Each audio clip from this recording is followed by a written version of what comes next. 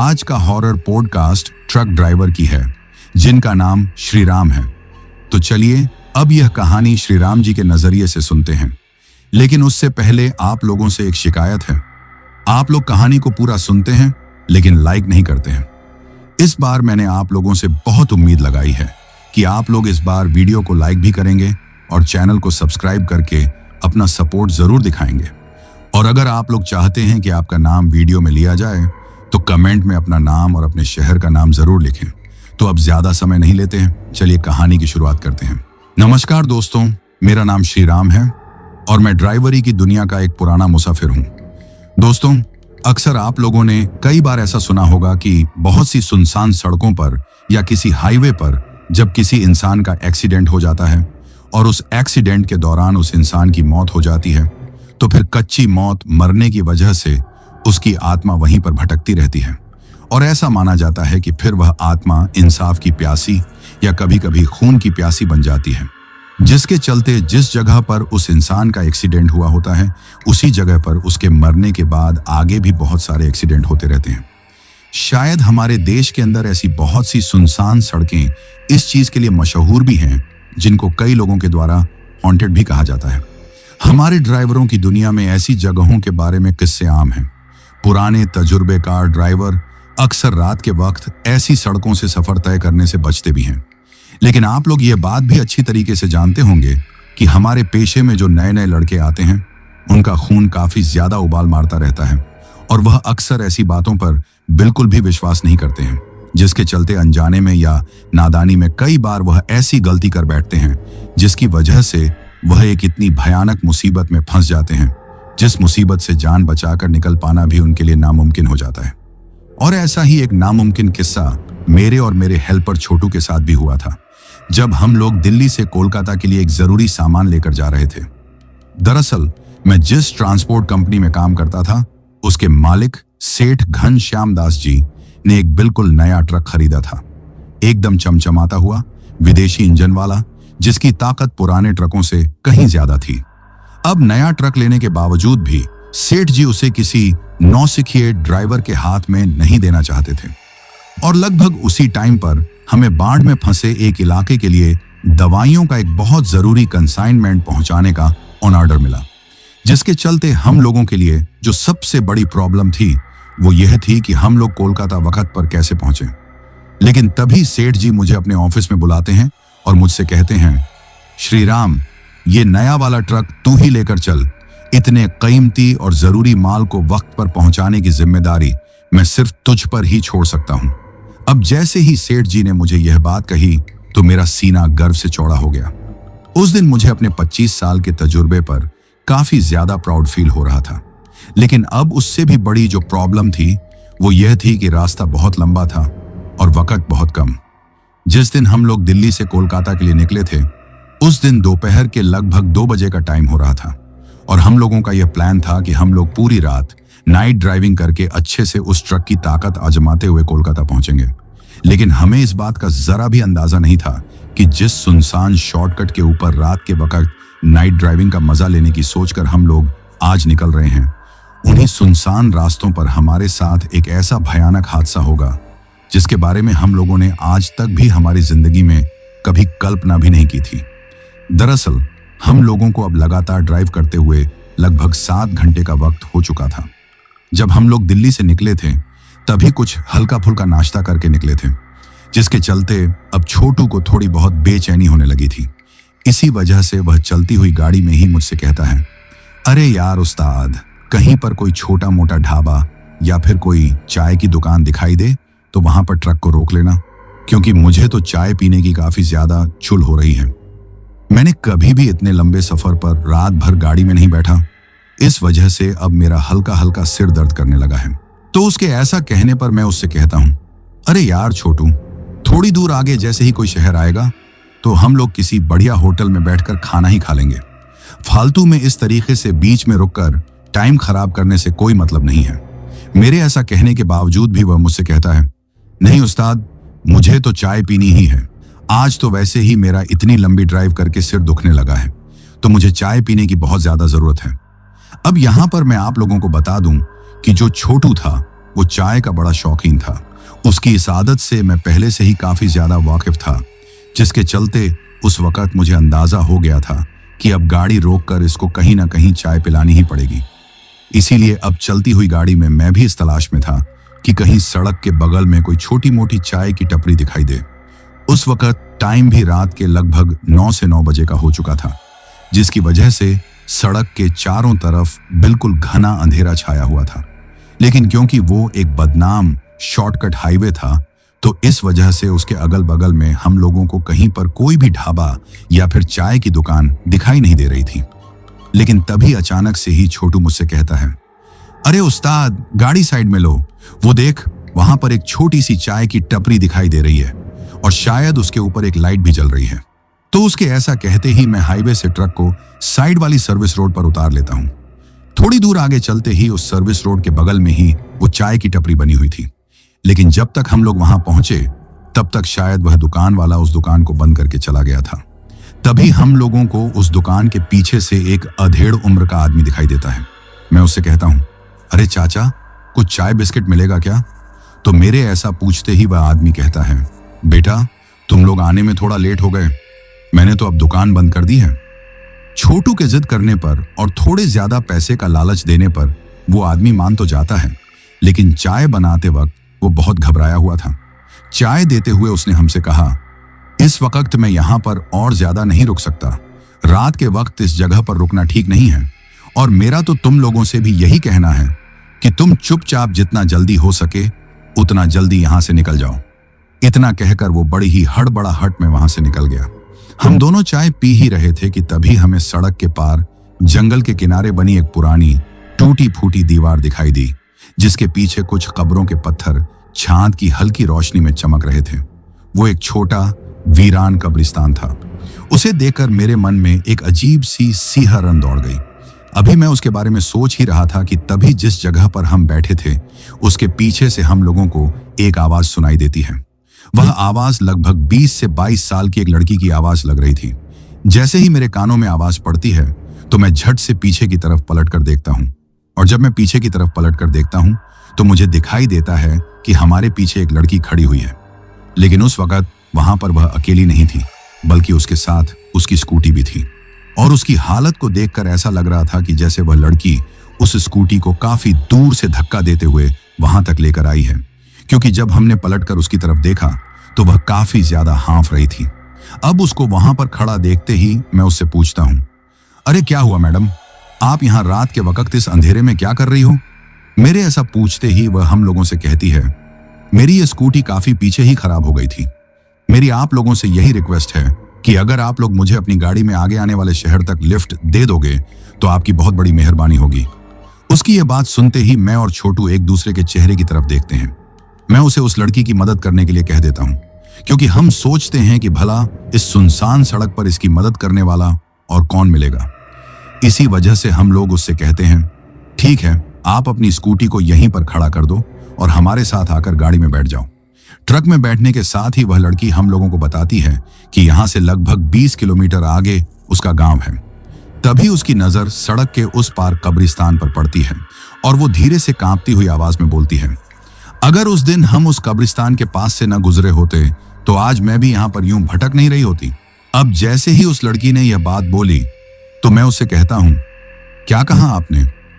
लेकिन मेरे ऐसा पूछने पर वह मुझसे कहती है, अरे नहीं नहीं, कुछ नहीं, तुम जल्दी से ट्रक चलाओ, मुझे जितना जल्दी हो सके उतना जल्दी अपने घर पहुंचना है। तो उसके ऐसा कहते ही मैं और छोटू पहले की तरह ही आगे की सीट पर बैठे हुए थे और वो लड़की अकेली ही पीछे सोने वाली सीट पर बैठ जाती है।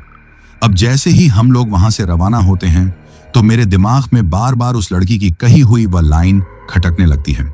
अभी मैं ट्रक चला ही रहा था कि तभी मुझे कुछ ऐसा दिखाई देता है जिसको देखते ही मेरा गला एकदम से सूख जाता है और मेरे माथे से पसीने की बूंदें मेरी कनपटी से होते हुए नीचे मेरे गले तक आने लगती हैं।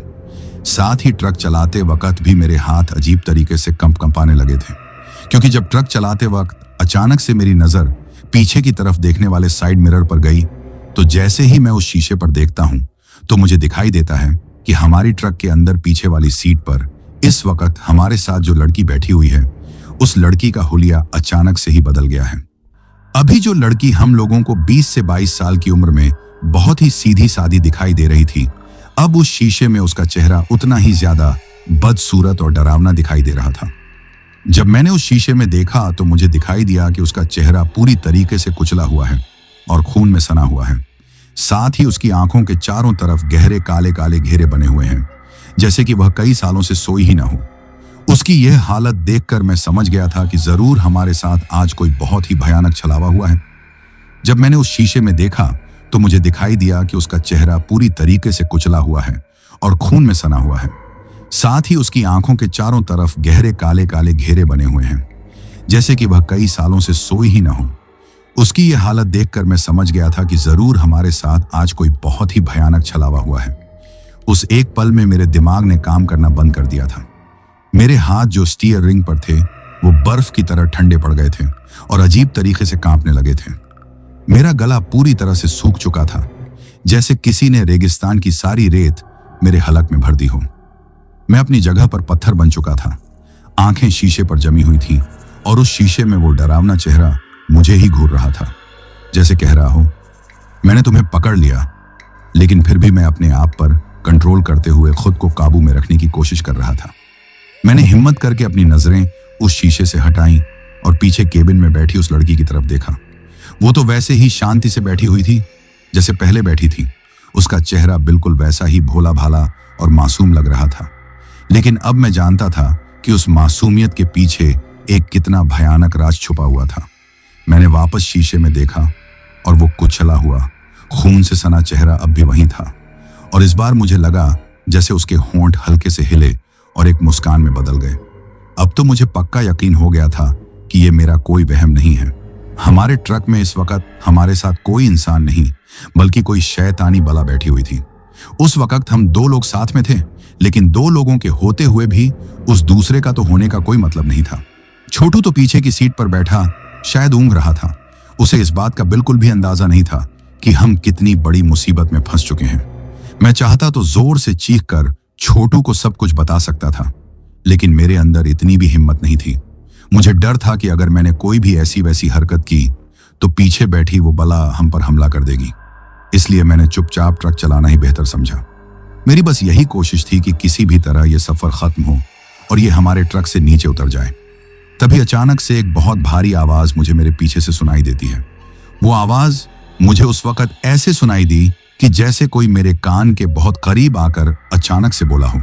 उस आवाज के साथ ही जैसे ही मैं पीछे वाले शीशे पर देखता हूं तो मुझे दिखाई देता है कि वो लड़की तो उस सीट से सहारा ले लेकर बड़े ही आराम से पीछे बैठी हुई है।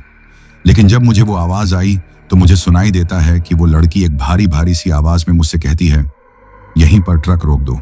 उसके ऐसा कहते ही मैं उसी जगह पर ट्रक रोक देता हूं, क्योंकि मैं तो खुद ही उस बला से जितना जल्दी हो सके उतना जल्दी अपना पीछा छुड़ाना चाहता था।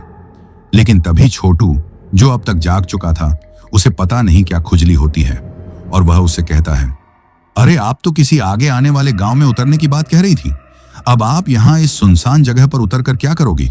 तो छोटू के ऐसा कहते ही वह लड़की पीछे की एक तरफ से उसी भारी भारी सी आवाज में कहती है, नहीं नहीं, मुझे इसी जगह पर उतरना है।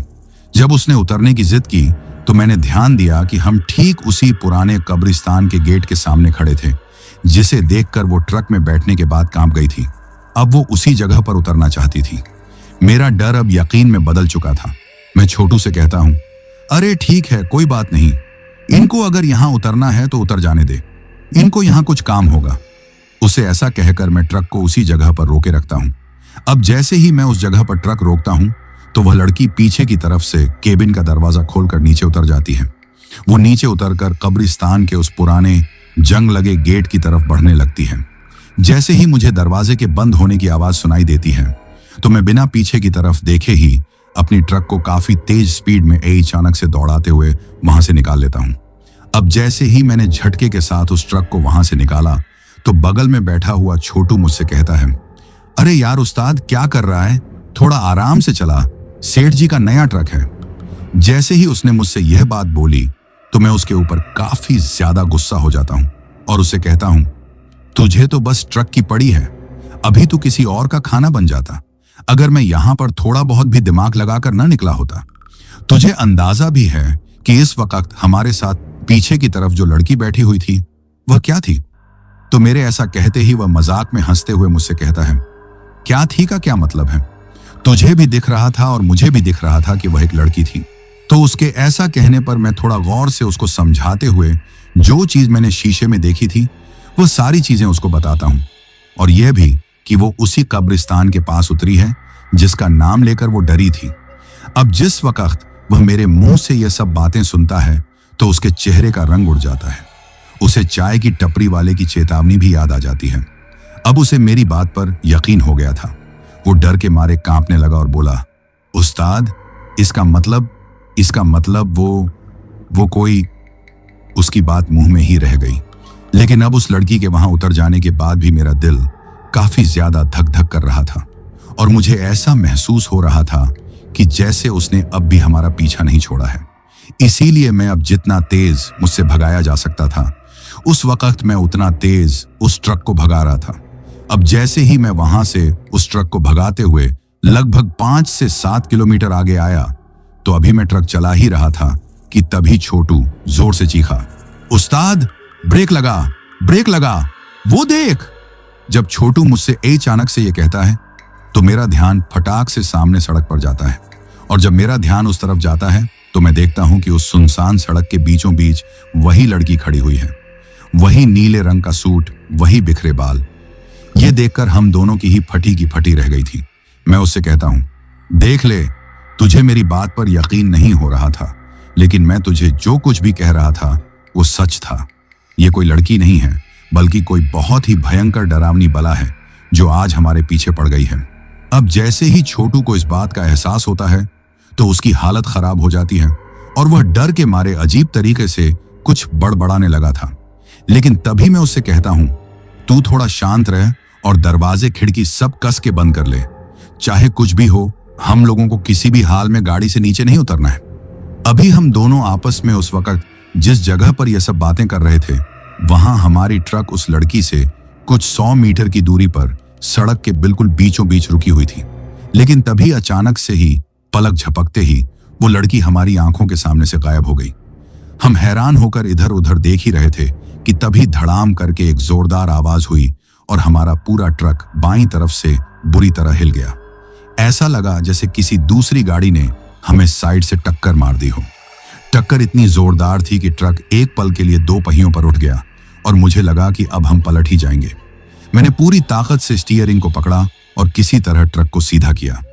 लेकिन वो टक्कर किसी गाड़ी की नहीं थी, क्योंकि जब मैंने साइड वाले शीशे में देखा तो दूर दूर तक कोई दूसरी गाड़ी नहीं थी। लेकिन तभी मुझे शीशे में कुछ ऐसा दिखा जिसे देखकर मेरा खून जम गया। मुझे शीशे में उस लड़की का वही कुचला हुआ डरावना चेहरा दिखाई दिया। वो ट्रक की खिड़की के शीशे से अपना चेहरा चिपकाए हुए थी और अंदर झांक रही थी। उसके दांत किसी जानवर की तरह नुकीले थे और वो उन्हें आपस में किटकिटा रही थी।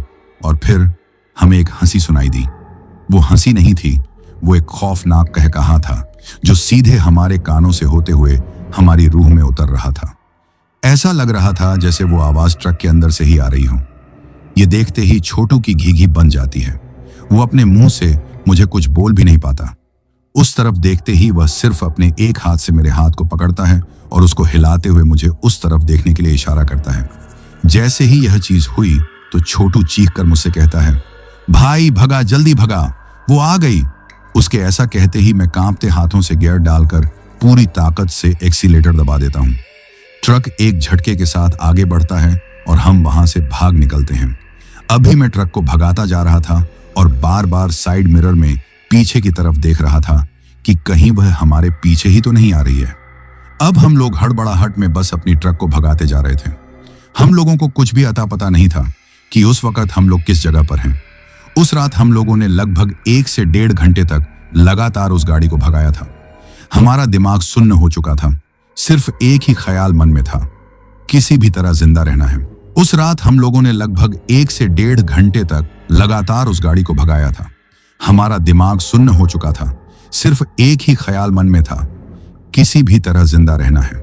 ट्रक के केबिन में मौत जैसी खामोशी छाई हुई थी। छोटू तो डर के मारे सीट के नीचे दुबका हुआ था और धीमी धीमी आवाज में हनुमान चालीसा पढ़ने की कोशिश कर रहा था। लेकिन डर के मारे उसके मुंह से शब्द भी ठीक से नहीं निकल रहे थे।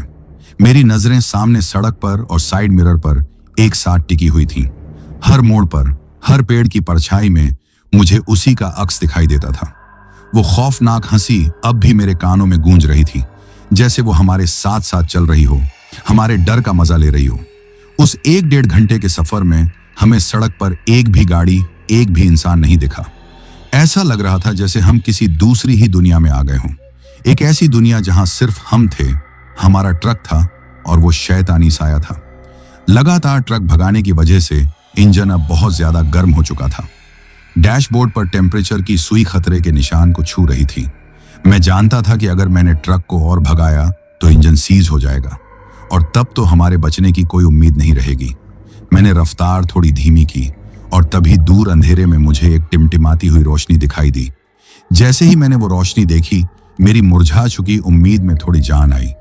वो रोशनी किसी ढाबे की लग रही थी। मैंने छोटू को हिलाते हुए कहा, छोटू उठ, देख सामने शायद कोई ढाबा है।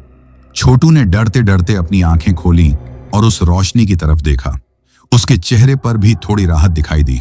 हमने फैसला किया कि हम उस ढाबे पर रुकेंगे, कम से कम सुबह होने तक तो वहीं रुकेंगे। मैंने ट्रक की रफ्तार उस रोशनी की तरफ बढ़ा दी। जैसे जैसे हम करीब पहुंचे, हमें पता चला कि वो वाकई में एक ढाबा ही था। बहुत पुराना और जर्जर सा ढाबा, जिसका नाम था शेर-ए-पंजाब ढाबा। ढाबे के बाहर सिर्फ एक ही ट्रक खड़ा था और अंदर भी कोई खास चहल पहल नहीं थी।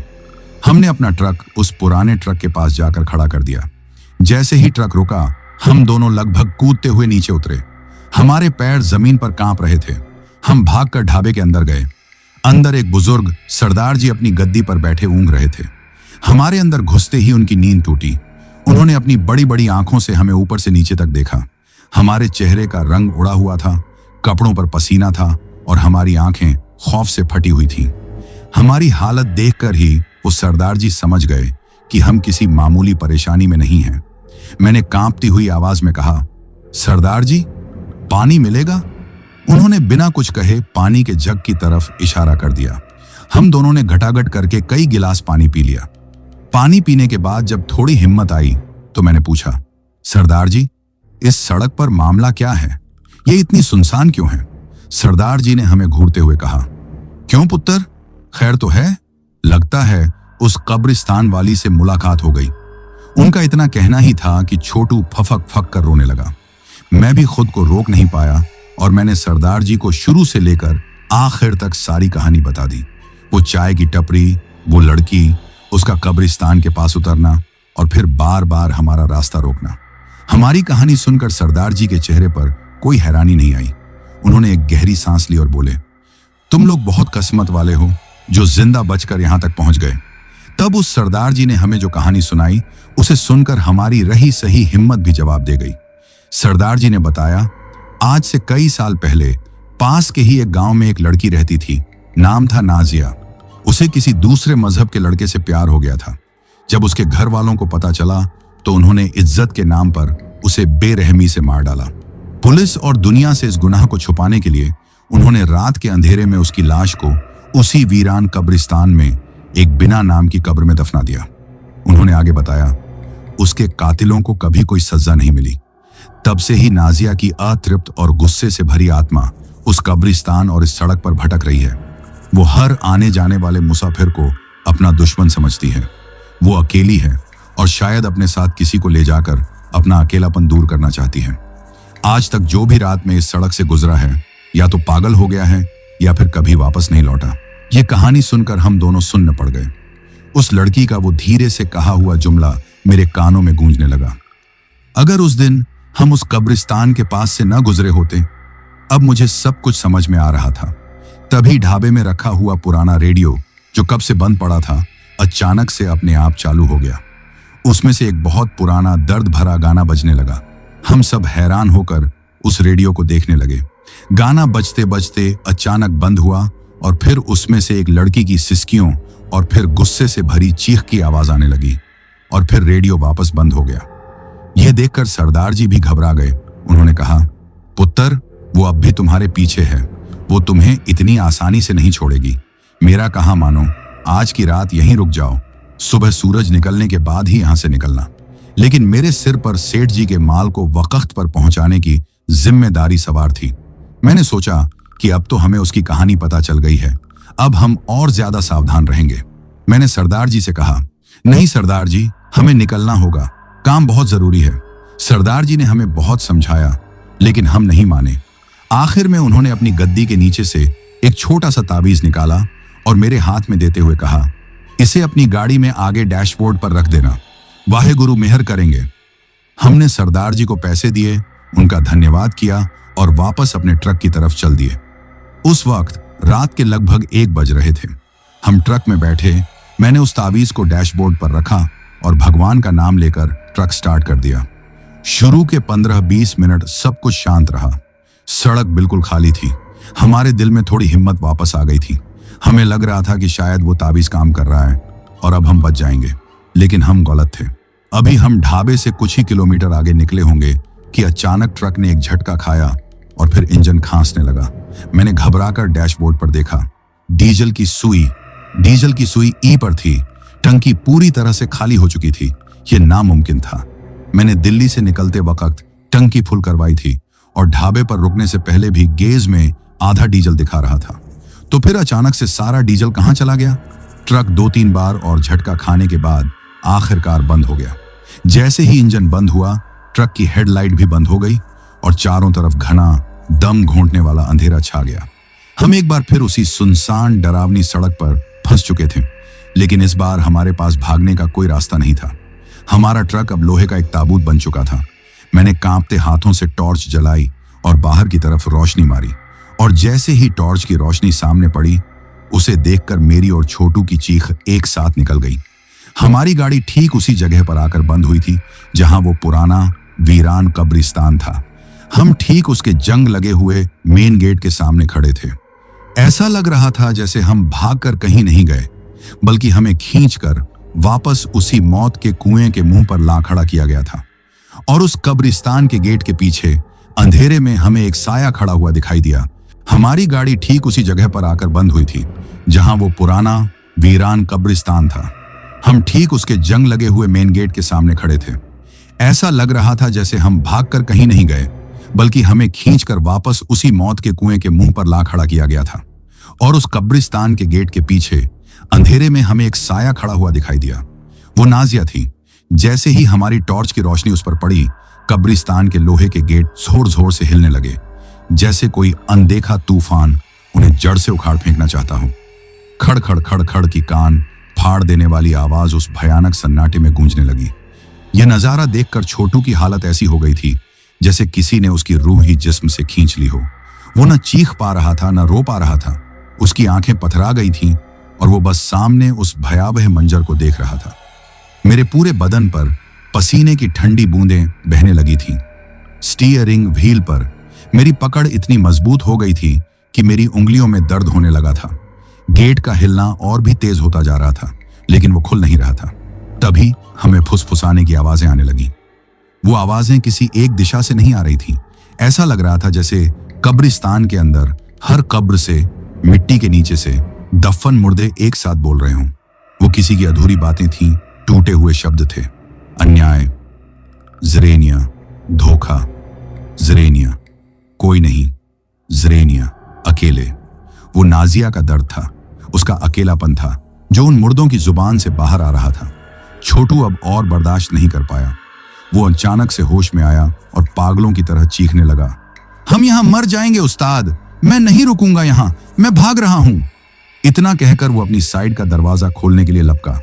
जैसे ही उसने दरवाजे का हैंडल पकड़ा, मैंने झपट कर उसका हाथ पकड़ लिया और उसे पीछे खींचते हुए चिल्लाया, पागल हो गया है क्या छोटू? बाहर मौत खड़ी है, दरवाजा मत खोलना। लेकिन डर उस पर इस कदर हावी हो चुका था कि वो मेरी सुनने को तैयार नहीं था। वो मुझसे हाथापाई करने लगा, दरवाजा खोलने की जिद करने लगा। हम दोनों ट्रक के छोटे से केबिन में गुत्थम गुत्था हो रहे थे। बाहर कब्रिस्तान का गेट टूट जाने पर आमादा था और अंदर मैं अपने ही साथी से लड़ रहा था, उसे बचाने के लिए। तभी डैशबोर्ड पर रखा वो ताबीज जो सरदार जी ने दिया था, अचानक से हल्की हल्की रोशनी के साथ चमकने लगा। जैसे ही ताबीज चमका, गेट का हिलना और वो भयानक फुसफुसाहटें एक पल के लिए थोड़ी धीमी पड़ गईं। हमें एक पल के लिए सांस लेने का मौका मिला। वो ताबीज हमारी ढाल बन गया था, लेकिन हमारी राहत ज्यादा देर तक नहीं टिकी। जब नाजिया ने देखा कि वो हमें डराकर या सीधे सीधे हम पर हमला नहीं कर पा रही है, तो उसने अपनी चाल बदल दी। अचानक से गेट का हिलना और फुसफुसाहटें बंद हो गईं। चारों तरफ एक भयानक सन्नाटा छा गया। वो साया अब भी वहीं खड़ा था, बिल्कुल शांत, जैसे किसी हुक्म का इंतजार कर रहा हो। और फिर हमें एक आवाज सुनाई दी, एक जानी पहचानी, एक बहुत ही ममता भरी आवाज। वो एक औरत की आवाज थी जो छोटू का नाम पुकार रही थी। छोटू, बेटा छोटू, देख मैं यहां हूं, मुझे बचा ले बेटा। इन लोगों ने मुझे यहां कैद कर रखा है। वो आवाज वो छोटू की मां की आवाज थी। मैं ये जानता था कि छोटू की मां गांव में है, वो यहां से हजारों किलोमीटर दूर है। ये नामुमकिन था। ये उसी रूह का एक और घिनौना खेल था। लेकिन छोटू के लिए उस खौफ के आलम में वो उसकी अपनी मां की आवाज थी जो मदद के लिए पुकार रही थी। यह सुनना था कि छोटू के अंदर जैसे कोई तूफान आ गया। उसकी आंखों में आंसू और गुस्सा एक साथ भर गए। उसने मेरी तरफ देखा और बोला, उस्ताद, वो मेरी मां है। वो यहां कैसे? जरूर उन्होंने मेरी मां को भी। इससे पहले कि मैं कुछ कह पाता, उसने अपनी पूरी ताकत लगाकर मुझे एक धक्का दिया। मैं अपनी सीट से टकराया और एक पल के लिए मेरा ध्यान भटक गया। बस वही एक पल काफी था। उसी एक पल में छोटू ने अपनी साइड का दरवाजा खोला और अंधेरे में कूद गया। छोटू, नहीं! मैं चीखा। मैंने दरवाजे की तरफ हाथ बढ़ाया, लेकिन तब तक बहुत देर हो चुकी थी। वो ट्रक से उतरकर उस आवाज की तरफ भाग रहा था जो कब्रिस्तान के गेट के अंदर से आ रही थी। मां, मैं आ रहा हूं मां! वो चिल्लाता हुआ भागा। मैं लाचार होकर उसे जाते हुए देख रहा था। जैसे ही छोटू उस जंग लगे गेट के सामने पहुंचा, एक अजीब और डरावनी चीज हुई। गेट जो इतनी देर से हिलने के बावजूद खुल नहीं रहा था, अब धीरे धीरे बिना किसी आवाज के अपने आप खुलने लगा। वो बस उतना ही खुला जितने में एक इंसान अंदर जा सके। छोटू बिना एक पल सोचे उस अंधेरे कब्रिस्तान के अंदर घुस गया। और जैसे ही वो अंदर गया, धड़ाम की एक जोरदार आवाज के साथ वो गेट वापस बंद हो गया। सब कुछ शांत हो गया। उसकी मां की आवाज बंद हो गई। छोटू की आवाज भी बंद हो गई। वो उस कब्रिस्तान के अंधेरे में समा चुका था। मैं अकेला रह गया था। मैं उस शैतान की मांद में अपने दोस्त को जाते हुए देख चुका था और मैं कुछ नहीं कर सका। मेरा ट्रक एक लोहे का ताबूत था और मैं उसके अंदर जिंदा दफन हो चुका था। धड़ाम की एक जोरदार आवाज के साथ वो गेट वापस बंद हो गया। सब कुछ शांत हो गया। उसकी मां की आवाज बंद हो गई। छोटू की आवाज भी बंद हो गई। वो उस कब्रिस्तान के अंधेरे में समा चुका था। मैं अकेला रह गया था। मैं उस शैतान की मांद में अपने दोस्त को जाते हुए देख चुका था और मैं कुछ नहीं कर सका। मेरा ट्रक एक लोहे का ताबूत था और मैं उसके अंदर जिंदा दफन हो चुका था। मैं अपनी सीट पर जम गया था। मेरा दिमाग खाली हो चुका था। वो चला गया था। मैंने उसे बचाने की कोशिश की, लेकिन मैं हार गया। मैं अकेला रह गया था। ट्रक का वो केबिन जो पहले छोटा लग रहा था, अब किसी वीरान गुफा की तरह बड़ा और खाली लग रहा था। वक्त गुजरता गया। मिनट घंटों जैसे लगने लगे। मैं बस बैठा रहा, सामने कब्रिस्तान के उस मनहूस गेट को घूरता हुआ। मेरे अंदर अब डर भी खत्म हो चुका था। उसकी जगह एक अजीब सी सुन्नता ने ले ली थी। मुझे लग रहा था कि अब अगला नंबर मेरा है। वो गेट फिर से खुलेगा और वो आकर मुझे भी अपने साथ ले जाएगी। मैं इसी ख्याल में डूबा हुआ था कि तभी मुझे कब्रिस्तान के अंदर से कुछ आवाजें आने लगीं। चीखने या रोने की नहीं, बल्कि किसी के धीरे धीरे कुछ गाने की। एक औरत की आवाज में एक बहुत ही दर्द भरी, उदास लोरी। वो आवाज मेरे कानों में मिश्री की तरह घुल जरूर रही थी, पर उससे मेरी रूह कांप रही थी। फिर वो लोरी बंद हो गई और मिट्टी खोदने की आवाज आने लगी, जैसे कोई फावड़े से लगातार एक ही जगह पर खोदे जा रहा हो। ये आवाजें सुनकर मेरा दम घुटने लगा। मैं न यहां से जा सकता था, न ही कुछ कर सकता था। सिर्फ इंतजार, अपनी मौत का इंतजार। और फिर अचानक सब आवाजें बंद हो गई। मैं इसी ख्याल में था कि तभी मेरे बगल वाली छोटू की साइड वाली खिड़की पर किसी ने दस्तक दी। मेरा दिल उछलकर मेरे मुंह में आ गया। मैंने डरते डरते उस तरफ देखा। बाहर छोटू खड़ा था। वो बुरी तरह हाँफ रहा था। उसके कपड़ों पर मिट्टी लगी थी, लेकिन वो जिंदा था। वो सही सलामत था। वो खिड़की पीटते हुए घबराई हुई आवाज में बोल रहा था, उस्ताद, उस्ताद, दरवाजा खोलो, जल्दी खोलो उस्ताद, वो मेरे पीछे है। उसे जिंदा देखकर मेरी जान में जान आई। एक पल के लिए मैं अपनी सारी तकलीफ, सारा डर भूल गया, लेकिन मेरे दिमाग के एक कोने में शक की घंटी भी बजी। वो उस कब्रिस्तान से जिंदा वापस कैसे आ सकता था? वो लगातार खिड़की पीट रहा था। उस्ताद, जल्दी करो, वो आ जाएगी। मेरे अंदर का इंसानियत और दोस्ती का रिश्ता मेरे डर पर हावी हो गया। मैंने सोचा, मैं उसे ऐसे बाहर मरने के लिए नहीं छोड़ सकता। मैंने बिना एक पल और सोचे जल्दी से अपनी सीट से झुककर उसकी साइड का दरवाजा अनलॉक कर दिया। छोटू झटके से दरवाजा खोलकर अंदर आया और आते ही दरवाजा कसकर बंद कर लिया। वो सीट पर गिर पड़ा और जोर जोर से सांसें लेने लगा। मैंने ट्रक के बाहर चारों तरफ नजर दौड़ाई। वहां कोई नहीं था। कब्रिस्तान का गेट बंद था और चारों तरफ वही भयानक सन्नाटा था। मैंने छोटू का कंधा पकड़कर पूछा, छोटू, तू ठीक तो है? क्या हुआ था तेरे साथ अंदर? और तेरी माँ? छोटू ने अपनी सांसों पर काबू पाया। उसने धीरे धीरे अपना सिर उठाया और मेरी तरफ देखा, और फिर उसके चेहरे पर एक मुस्कान आई। वो कोई मामूली मुस्कान नहीं थी। वो एक बहुत ही ठंडी, अजीब और डरावनी मुस्कान थी। ऐसी मुस्कान जो मैंने उसके चेहरे पर आज से पहले कभी नहीं देखी थी। उसकी आंखों में कोई भाव नहीं था। वो कांच की गोलियों की तरह खाली और बेजान लग रही थी। उसने मेरी आंखों में आंखें डालकर एक ऐसी आवाज में कहा जो थी तो छोटू की, पर लग नहीं रही थी। एक गहरी सर्द आवाज जिसमें किसी और की आवाज की हल्की सी गूंज थी। वो कहीं नहीं गई उस्ताद, वो तो अब हमारे साथ है। छोटू के मुंह से निकले ये शब्द किसी जहर की तरह मेरे कानों में घुले और मेरे पूरे जिस्म में फैल गए। मैं अपनी सीट पर ऐसे जम गया जैसे किसी ने मुझे पत्थर का बना दिया हो। मेरे सामने मेरा हेल्पर, मेरा छोटू बैठा था, लेकिन मैं जानता था कि अब वो छोटू नहीं था। उसकी आंखों में जो खालीपन था, उसके चेहरे पर जो सर्द मुस्कान थी, वो किसी इंसान की हो ही नहीं सकती थी। मैंने कांपती हुई आवाज में पूछने की हिम्मत की, तू कौन है और मेरा छोटू कहाँ है?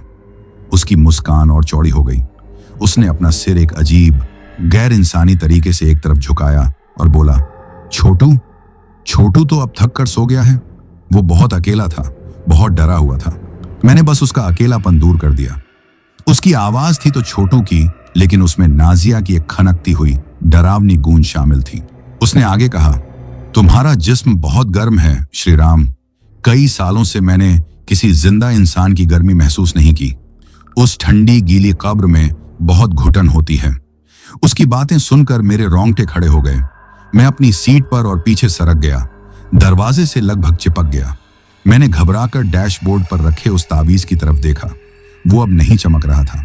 अब क्या पूरी रात यहीं खड़े रहने का इरादा है? उस छोटू ने कहा, चल, हमें यहां से निकलना है। मैंने हैरानी से पूछा, निकलना है? गाड़ी में डीजल नहीं है। डीजल की जरूरत किससे है? उसने कहा और मेरी तरफ देखा। उसकी आंखें चमक उठी। मुझे बस इस कब्रिस्तान की हदों से बाहर जाना है। मैं सालों से यहां कैद हूं। तुम्हारा यह जिस्म मुझे आजादी देगा श्री राम। मैं तुम्हारे शरीर में बैठकर यहां से बहुत दूर चली जाऊंगी। यह सुनकर मेरा दिमाग सुन्न पड़ गया। तो यह था उसका मकसद। वो मुझे मारना नहीं, मेरे जिस्म पर कब्जा करना चाहती थी ताकि वो उस कब्रिस्तान से आजाद हो सके। मैं दहशत में कुछ बोल नहीं पाया। वो छोटू धीरे धीरे अपना हाथ मेरी तरफ बढ़ाने लगा, जैसे मेरे कंधे पर रखना चाहता हूं। डरो मत श्री राम, इसमें ज्यादा तकलीफ नहीं होगी। बस तुम्हारी आत्मा को थोड़ी देर घुटन होगी, हमेशा के लिए। जैसे ही उसका हाथ मेरे करीब आया, मैं डर के मारे और पीछे हुआ। मेरा हाथ पीछे डैशबोर्ड से टकराया और उस ताबीज को छू गया। जैसे ही मेरी उंगली ने ताबीज को छुआ, वो एक बार फिर हल्की रोशनी से चमक उठा, और वो छोटू जिसने अपना हाथ लगभग मुझे छुआ ही दिया था, उसने एक जोर की फुफकार मारी और अपना हाथ ऐसे पीछे खींचा जैसे आग से जल गया हो। उसकी वो ठंडी मुस्कान गायब हो गई और उसकी जगह उसके चेहरे पर नफरत और गुस्सा आ गया। उसकी आंखें अब खाली नहीं थीं, वो लाल अंगारों की तरह जल रही थीं। अब मैं समझ गया, वो बला इस शरीर के अंदर तो आ गई थी, लेकिन जब तक वो ताबीज हमारे बीच था, वो मुझे सीधे सीधे छू नहीं सकती थी। मुझे एक छोटी सी, बहुत छोटी सी उम्मीद की किरण दिखाई दी। अब मेरे दिमाग में सिर्फ एक ही ख्याल दौड़ रहा था, किसी भी तरह सुबह करनी है। सूरज निकलते ही शायद इसका असर कम हो जाए, लेकिन सुबह होने में अभी कई घंटे बाकी थे। तभी मुझे अपनी बीवी की कही हुई बात याद आई। वो हमेशा कहती थी, जब भी किसी बड़ी मुसीबत में फंसना तो हनुमान जी को याद कर लेना। हनुमान चालीसा में वो ताकत है जो बड़ी से बड़ी बला को भी भगा देती है। मेरे फोन में हनुमान चालीसा की रिकॉर्डिंग थी, लेकिन मेरा फोन कहाँ था? मुझे याद आया कि जब छोटू से हाथापाई हो रही थी तब वो मेरी जेब से निकलकर सीट के बीच में कहीं गिर गया था। अब मुझे किसी भी तरह उस फोन तक पहुंचना था। मैंने ऐसे दिखाया जैसे मैं बहुत डर गया हूं और ठंड से कांप रहा हूं। मैंने अपने हाथ पैर सिकोड़ लिए और धीरे धीरे सीट पर नीचे की तरफ खिसकने लगा, जैसे मैं खुद को समेट रहा हूं। वो छोटू मुझे घूर रहा था, शायद मेरे डर का मजा ले रहा था। मैं धीरे धीरे खिसकते हुए अपना हाथ सीटों के बीच की दरार में ले गया। मेरी उंगलियां फोन को टटोलने लगी। बाहर मौत जैसी खामोशी थी और केबिन के अंदर सिर्फ मेरी और उसकी सांसों की आवाज थी। हर एक सेकंड 1 घंटे जैसा लग रहा था। तभी मेरी उंगलियों ने मेरे फोन को छू लिया। मैंने बिना कोई आवाज किए धीरे से फोन को अपनी मुट्ठी में पकड़ लिया।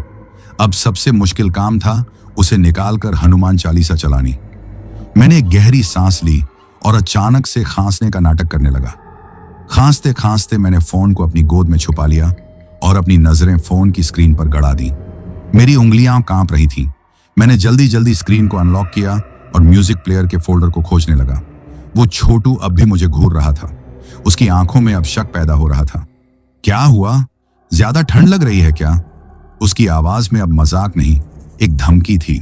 मुझे फोल्डर मिल गया। मैंने उस पर क्लिक किया। हनुमान चालीसा की फाइल सबसे ऊपर ही थी। मेरी उंगली प्ले के बटन से बस 1 इंच दूर थी। शायद उस शैतान ने मेरे दिमाग में चल रही हलचल को पढ़ लिया था, या शायद फोन की हल्की सी रोशनी ने मेरा राज खोल दिया था। जैसे ही मेरी उंगली प्ले बटन को छूने वाली थी, उसकी शांत ठंडी शक्ल अचानक से बदल गई। उसका चेहरा किसी मोम की तरह पिघलने लगा और छोटू के चेहरे की जगह नाजिया का वही कुचला हुआ, खून से सना चेहरा उभर आया। उसकी आंखें पूरी तरह से काली हो गईं और उसके मुंह से छोटू की नहीं, बल्कि एक औरत की दिल दहला देने वाली चीख निकली। नहीं! उसने चीखते हुए मेरी तरफ झपट्टा मारा। उसके हाथ अब छोटू के हाथ नहीं थे। वो लंबी नुकीली उंगलियों वाले पंजे बन चुके थे, जो मेरे फोन को और मुझे दोनों को चीर देने के लिए बढ़ रहे थे। उसने चीखते हुए मेरी तरफ झपट्टा मारा। उसके हाथ अब छोटू के हाथ नहीं थे। वो लंबी नुकीली उंगलियों वाले पंजे बन चुके थे, जो मेरे फोन को और मुझे दोनों को चीर देने के लिए बढ़ रहे थे। उस एक पल में वक्त जैसे रुक सा गया। मेरे सामने मौत थी, मेरे दोस्त के चोले में। उसकी काली आंखें, उसका कुचला हुआ चेहरा, वो नुकीले पंजे, सब कुछ एक साथ मेरी तरफ बढ़ रहा था। लेकिन मेरे दिमाग ने हार नहीं मानी थी। मेरी उंगली जो प्ले बटन से बस 1 इंच दूर थी, मेरे दिमाग के हुक्म पर आगे बढ़ी। जैसे ही उसके पंजे मेरे फोन से टकराए, उसी पल मेरी उंगली ने भी प्ले का बटन दबा दिया। फोन की स्क्रीन उसके पंजे के दबाव से छटक गई, लेकिन तब तक बहुत देर हो चुकी थी। श्री गुरु चरण सरोज रज, निज मनु मुकुरु सुधारे।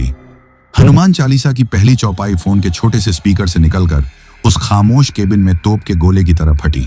आवाज का कानों में पड़ना था कि उस बला ने एक ऐसी भयानक, दिल चीर देने वाली चीख मारी जो किसी इंसान की नहीं हो सकती थी। वो एक झटके में ऐसे पीछे की तरफ अपनी सीट पर गिरी, जैसे किसी अनदेखी ताकत ने उसे जोर का तमाचा मारा हो। ट्रक के अंदर एक तूफान आ गया। पूरा का पूरा ट्रक बुरी तरह से हिलने लगा, जैसे कोई उसे खिलौने की तरह उठाकर पटक रहा हो। खिड़कियों के चटके हुए शीशे कर्र कर्र की आवाज के साथ पूरी तरह से टूटकर बिखरने लगे। डैशबोर्ड पर रखा वो तावीज अब किसी बल्ब की तरह तेज सुनहरी रोशनी से जलने लगा था। मैं एक हाथ से स्टीयरिंग को पकड़े हुए था और दूसरे हाथ में मैंने उस फोन को किसी ढाल की तरह उस बला के सामने कर रखा था। हनुमान चालीसा की आवाज तेज होती जा रही थी। भूत पिशाच निकट नहीं आवे, महावीर जब नाम सुनावे। जैसे ही यह चौपाई गूंजी, छोटू के शरीर को एक जोरदार झटका लगा। उसकी पीठ किसी कमान की तरह मुड़ गई। उसके मुंह से, उसकी आंखों से काले रंग का एक गाढ़ा बदबूदार धुआं निकलने लगा। केबिन के अंदर सड़े हुए मांस और गीली मिट्टी की असहनीय बदबू भर गई। वो अब छोटू के शरीर के अंदर तड़प रही थी। वो बाहर निकलना चाहती थी, लेकिन हनुमान चालीसा की शक्ति ने उसे कैद कर लिया था।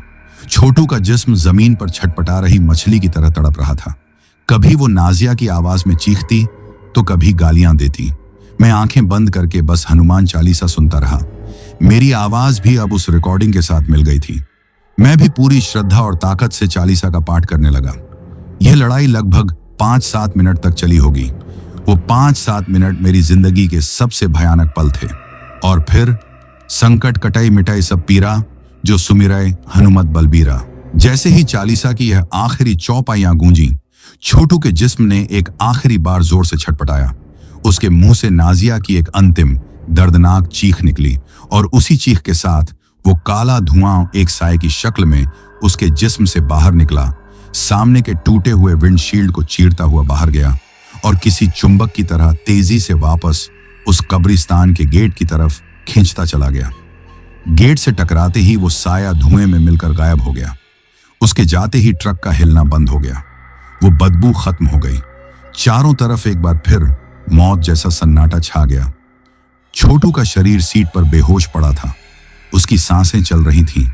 वो जिंदा था। मैं कई मिनटों तक उसी हालत में बैठा रहा। मेरे हाथ पैर अब भी कांप रहे थे। मेरे कानों में अब भी वो चीखें गूंज रही थीं।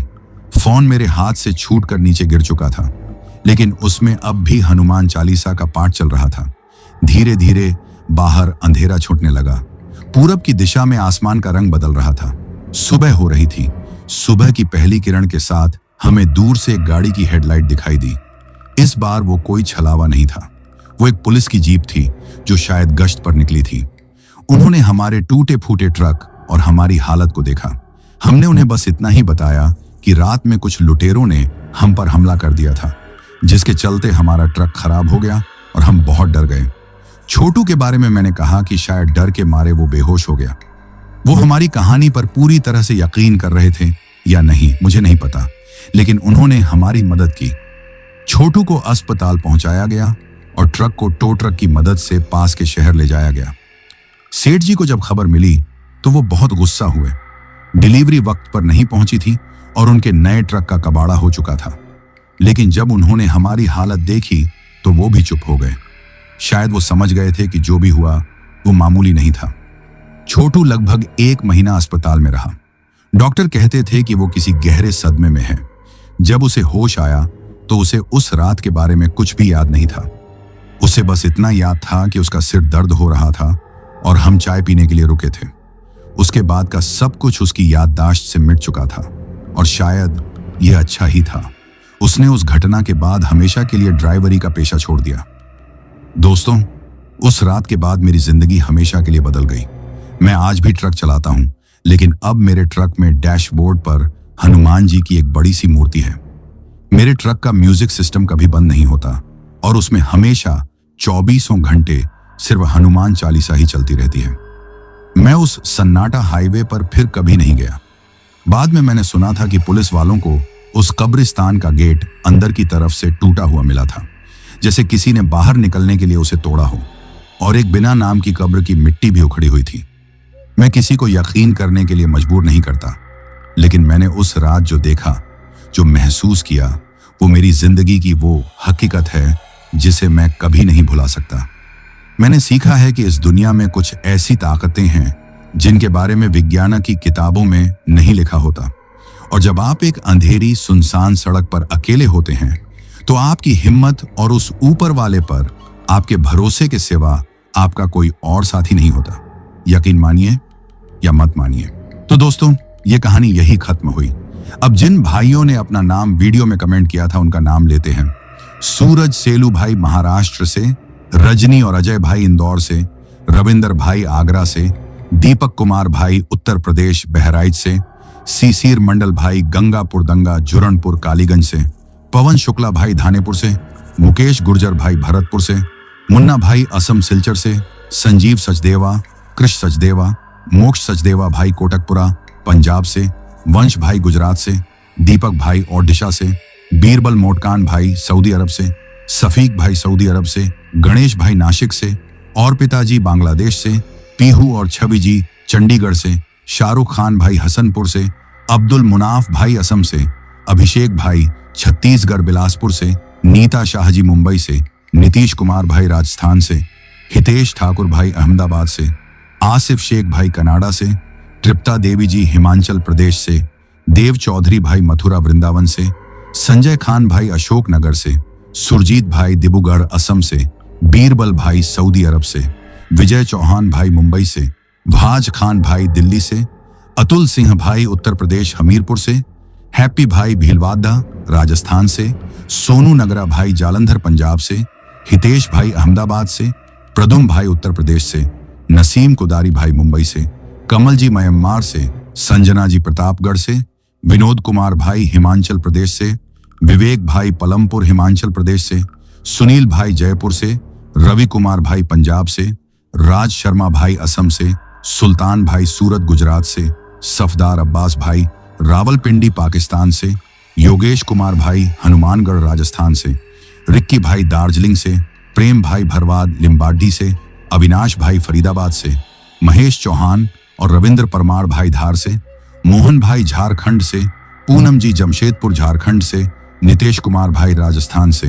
हसन अब्बास भाई इटली से, जसबीर भाई पंजाब से, अजय यादव भाई अमृतसर से, हलीम खान भाई बहराइच उत्तर प्रदेश से, अब्बास खान भाई छत्तीसगढ़ बिलासपुर से, कृष्णा गुरप्रीत भारद्वाज भाई दिल्ली से, शुक्ला भाई लखनऊ से, सुस्मिता कृष्णवंशी जी इंडिया से, निक भाई कैलिफोर्निया यूएसए से, पूजा घोष जी असम गुवाहाटी से, धोलू भाई मधोगढ़ से, मोहम्मद शकील खान भाई इंडिया से, सनम खान भाई कराची पाकिस्तान से, कमल सिंघा भाई असम से, प्रांजल ब्राह्मा भाई असम गुवाहाटी से, छोटेलाल दीपक भाई सीधारी से, वंश भाई सूरत से, रवि मुंडा भाई रांची से, सोनू राजपूत और इश्ता राजपूत अलवर राजस्थान से, प्रधुवन मंडल भाई कतर से, बिकेश जोशी भाई काठमांडू से, विकू भाई नागालैंड दिमापुर से, अंजाना वर्मा भाई कानपुर से, दीपक परमार भाई गुजरात हैओल से, अजय रंजनी जी इंदौर से, छोटेलाल भाई गोरखपुर सीधारी से, सुशांत तमंग भाई दार्जिलिंग से,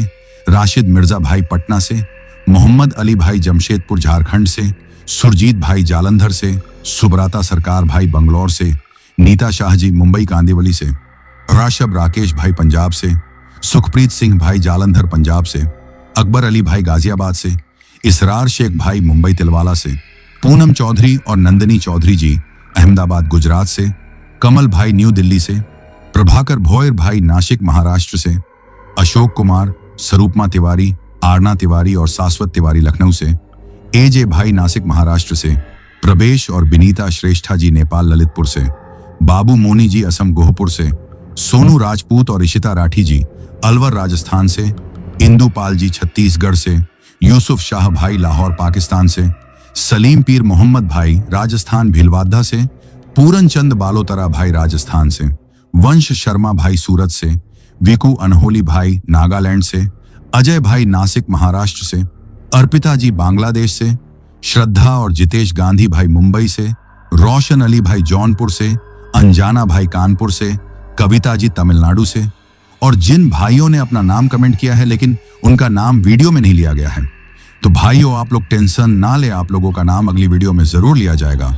और अगर आप लोग भी चाहते हैं कि आपका नाम वीडियो में लिया जाए तो अपना नाम और अपने शहर का नाम वीडियो में कमेंट करें।